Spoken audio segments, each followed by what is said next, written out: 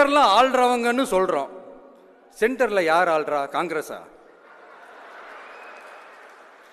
இங்க ஸ்டேட்ல ஆள்றவங்கன்னு பேசுறோம். இங்க யார் ஆள்றா? அதிமுகவா?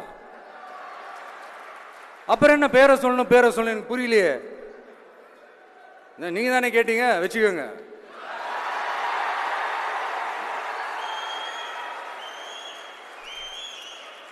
ஓட்டுக்காக காங்கிரஸ் கூட தேர்தல் கூட்டணி, கொள்ளையடிக்கிறதுக்காக உங்களோட, அதாவது பாஜகவோட மறைமுக அரசியல் கூட்டணி,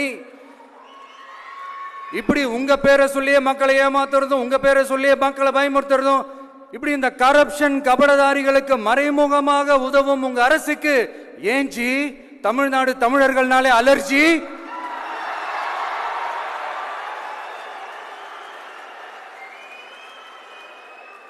தமிழ்நாட்டிலிருந்து வர ஜிஎஸ்டியே கரெக்டா வாங்கிக்கிறீங்க, ஆனா தமிழ்நாட்டுக்கு பட்ஜெட்ல நிதி ஒதுக்க மாட்டேங்கிறீங்க. நீங்க படிக்கிற நம்ம பிள்ளைங்களோட படிப்புக்கு நிதி ஒதுக்க மாட்டேங்கிறீங்க, ஆனா மும்மொழி கொள்கையை திணிக்கிறீங்க. டீலிமிட்டேஷன் என்ற பேர்ல தமிழ்நாட்டோட பார்லிமெண்ட் சீட்ஸ்லையும் கை வைக்க பாக்குறீங்க. ஒரே நாடு ஒரே தேர்தல் நீங்க ஸ்டார்ட் பண்ணப்பவே புரிஞ்சிருச்சு பிரதமர் சார்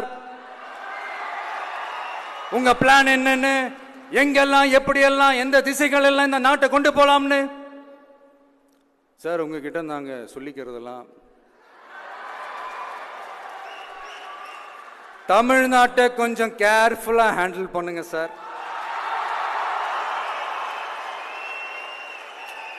ஏன்னா தமிழ்நாடு பல பேருக்கு தண்ணி காட்டின ஸ்டேட் சார், பல பேருக்கு தண்ணி காட்டின ஸ்டேட் சார். பார்த்து சார், பார்த்து செய்யுங்க சார், மறந்துடாதீங்க சார்.